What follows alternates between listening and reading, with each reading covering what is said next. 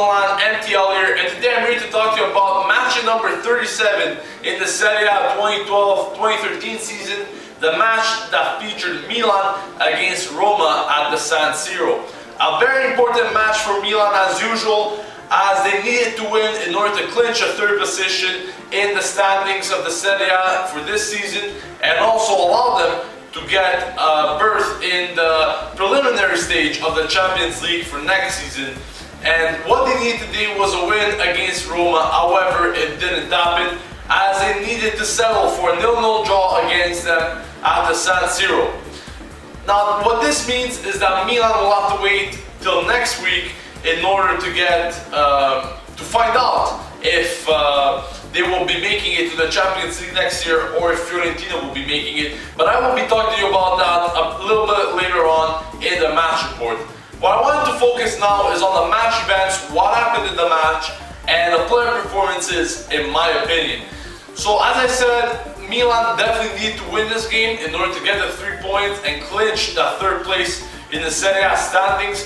However, they came out into this match not very motivated, to what it seemed to me. They played a game that was mainly evolved on possession of the ball. They tried keeping possession, however, especially in the first half, Roma was very good in closing them down, especially on the wings, and also very good on closing them down when Milan came to shooting. As you can see, if you watch the game, Milan really didn't get many shots on target except a few Balotelli free kicks. Other than that, Lobot, the Roma goalkeeper, wasn't really tested, and that is what Milan were lacking into this game. And also, Roma played a very good game in closing down and obviously reducing Milan's shots and chances. Now, in this game, there was a particular event that I find changed most of the game, and that was the Muntari red card at the 40th minute. So Muntari received a red card after Balotelli got booked, and it must have been something he told the referee in this one, because as soon as the referee went to book Balotelli, he turned around and ran fast to Muntari in order to give him something, or especially a speech or some kind. Now, what happened was that Muntari was telling the ref not to take any cards out, and I think he was a bit overdoing it. Maybe for the team, maybe for himself. We can't really be sure about it, but Muntari in the end got sent off, and Milan were forced to be played with 10 men for the rest of the game. And that is still 50 to 55 minutes, including stoppage time, left in the game. Playing with 1 man less in a big game against Roma definitely can't do good to your team. So this was a particular event that happened 5 minutes before halftime, and personally I think it changed the game in a way, because Milan had to play with 10 men. However, Milan really didn't show much after that either way, or before that. Now, in the second half, Milan played a better game in a way, tried to create more chances. Balotelli started playing. In the first half, he didn't do too good. The Balotelli started playing, trying to win himself some fouls, get some chances on free kicks. Other than that, as I said, Lobot wasn't really tested, and Roma played a good game altogether. And that's about it. Not many chances. The game ended 0-0, and Milan had to settle in for this draw. Now, for the player performances, I'm going to start with the keeper, Cristian Abbiati. Once again, a clean sheet for him. I believe it's his third clean sheet in as many games in these past few games here. And really, once again, showing his class at his age, really keeping the team in it. Made some good saves in this one, and once again kept a clean sheet. So that's always good to see from him. As for the defense, I think the best player in the defense today was Felix Mexes. Really good performance by him in terms of tackles and getting the ball. But one thing I didn't really like about him was that sometimes he believes he's a forward for some odd reason. I don't know if this is Allegri telling him to go up, but many times Mexes goes up for no particular reason, and it's something that you don't quite see from a center back, and it's something that really is hard to understand. Anyways, other than that, he played a very good game in my opinion. Costa and Egidio had okay games, I have to say. Probably better than Egidio than Costa. Other than that, I'm going to be talking to you about the midfield now, which once again lacks creativity, and that is what the problem has been for this past few weeks since Montolivo's injury.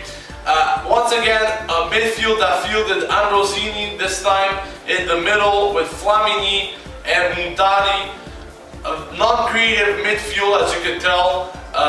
More of guys that know how to tackle and get fouled.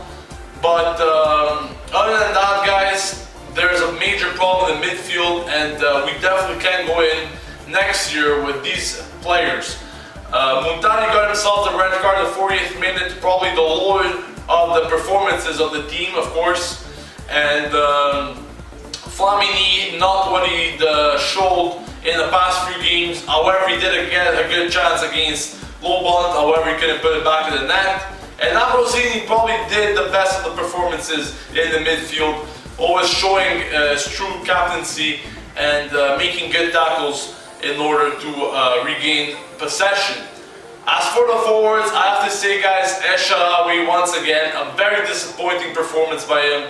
He got subbed off in the 70th minute around for Robinho, and really not a good performance by him. Balotelli, not so great for him as well in the first half, a bit better in the second half, but couldn't get himself the goal. And it seems like Milan are counting on him so much in these past games that if he does not score, Milan does not win games, unfortunately. And the last player I'm going to be talking to you about is Boateng. Once again, Allegri fielding Boateng as a striker on the wing. He still doesn't understand that that's not his position, and game after game, he's always been playing that position, and the results are always the same. Very disappointing, I'm sorry to say, but he does not play that position. He should be brought back into as a midfielder, and really Allegri needs to learn that that's not his position. Once again, a disappointing performance, as I said, and hopefully Allegri will change his mind soon.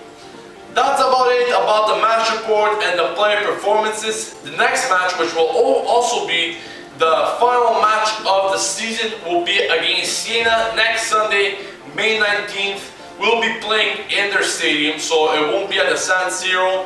This game will be the last game, as I mentioned, the game that will be the decider for the whole season that we did.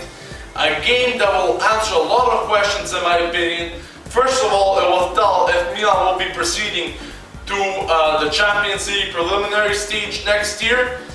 And also, in my opinion, it will choose Allegri's fate.